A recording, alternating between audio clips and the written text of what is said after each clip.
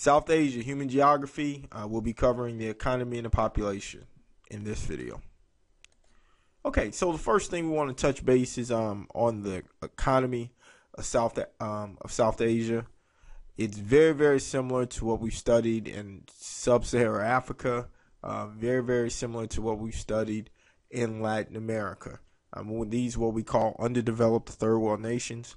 And what we say here is that, of course, very, very poor. And one of the first things that we'll touch bases on with their economy is the place of agriculture in it. Now, when we're taking a look at the type of agriculture in South Asia, there's a mixture. So there's a mixture of subsistence agriculture, of course, which is subsistence farming, which, if you guys remember from our previous videos, is just farming enough to meet the needs of you and your immediate family. Also, large commercial farming on what we would call plantations, which we're pretty familiar with here in Louisiana, South Louisiana. Some of the weather conditions in South Asia, they experience, speaking of South Louisiana, they experience some weather conditions similar to ours with very dry seasons, very extreme rainy seasons. Instead of having hurricanes, they have rainstorms called monsoons. So some of these different weather conditions, and also working with the wildlife in the area, just having wildlife in the area, makes it very hard for the average poor subsistence farmer in South Asia. So they're very vulnerable to either their crops being destroyed by the weather or the crops being destroyed by the wildlife in the area. It is not uncommon to have food shortages and have people hungry, or people who rely on subsistence farming hungry, because either the weather or nature as far as in the animals. And just kind of backing up a little bit, moving away from subsistence farmers and focusing on plantations. What the plantations are is they're commercial farmers, similar to what we studied in the unit with Sub-Saharan Africa. Sub-Saharan, they are plantation farmers. They are commercial farmers. Their job is to farm large, and it's depicted by this picture. This is the difference between the subsistence farmer and this picture. Somebody just farming enough for their home, just to meet the immediate needs of their family, and commercial farmers who farm for profit, and they're farming. Their goal is to feed entire populations. Some of the industries that we'll discuss, or some of the industries that are prominent in South Asia, well, in the region overall, once again, very slow, very similar to what we discussed in Sub-Saharan Africa. As a matter of fact, South Asia overall is the second poorest region in the country, in the world, besides Sub-Saharan Africa. However, there are some bright spots. One of the bright spots is in India. India has a steel industry. So India has developed a steel industry.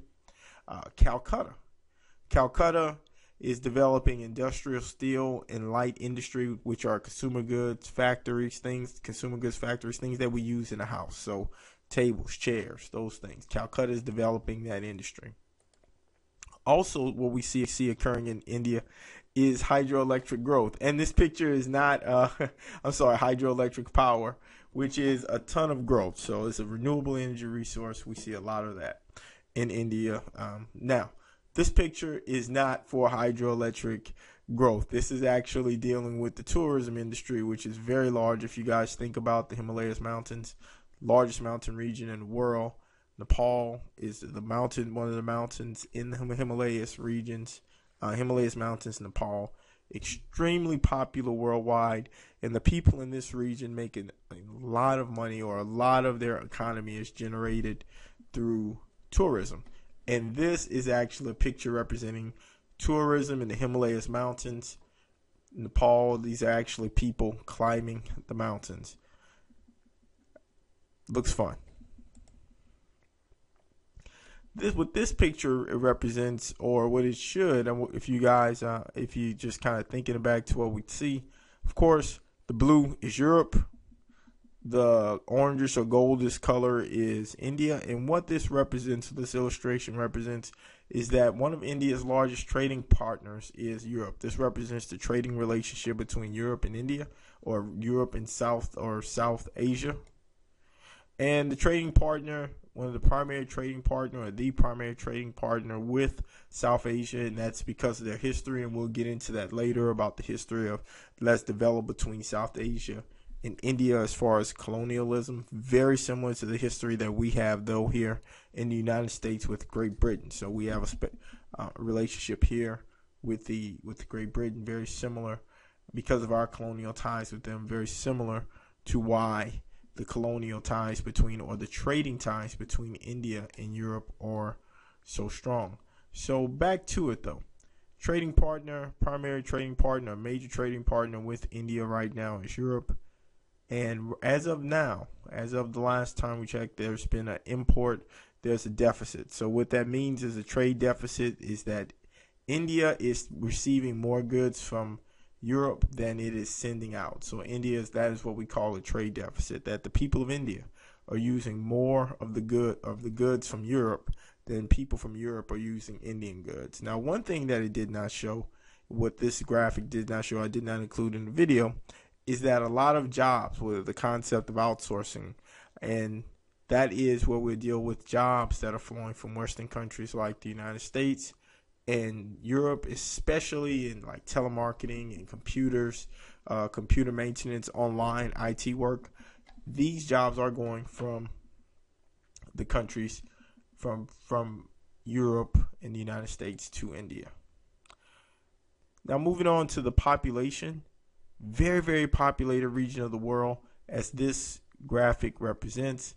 As you see, the darker colors represents the population density. When we take a look at South Asia, which is where we're primarily focusing in this area, extremely dark, over 1 billion people right here. Okay, taking a look at us in the United States, if you see, we're right in the green, so our population hits at right about 300 million, which is what you guys will see with this green. But back here to where our focus is, in South Asia, over 1 billion people here. So with this region that we're studying, this subcontinent that we're studying of South Asia, makes up 21% of the world's population.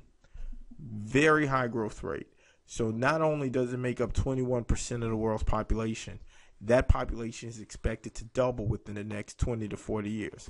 Contrasting that to what we learned about the population rate for the United States and for places like Great Britain or in Europe, where we have, we're in South Asia, a tremendous population.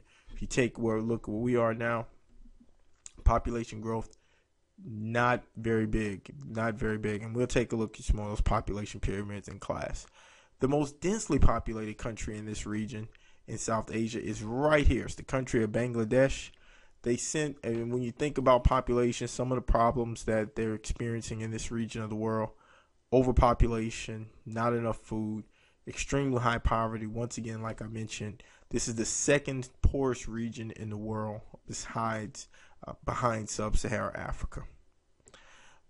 Moving on to the concepts, so we'll start discussing now the life expectancy and the literacy rates for this area of the world. The average lifespan is 55 years. So the average person born in this region of the world, in the South Asian continent, 55 years old. Infant mortality rate, we're looking at an infant mortality rate very high, or very high infant mortality rate. Looks like about 100 kids die per 1,000 born. That's extremely high. Free healthcare. Most of these countries, that's something that we do not have in the United States and South Asia.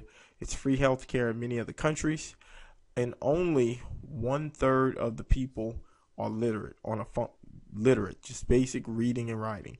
So if you guys recall, when we had the class discussion last week, once again contrasting this region of the world to sub-Saharan Africa, where we're looking at about a 60% literacy rate, or in the United States or in most other Western countries, where you're looking at a 95 to 98% literacy rate. The fact that only a 33% of the people in this region of the world literate, also the most populated region in the area. So there's a tremendous opportunity for growth and improvement here. Please remember, highlight the answers to your homework learning targets in your notes and answer the questions in bold lettering. The end. Have a good day. See you.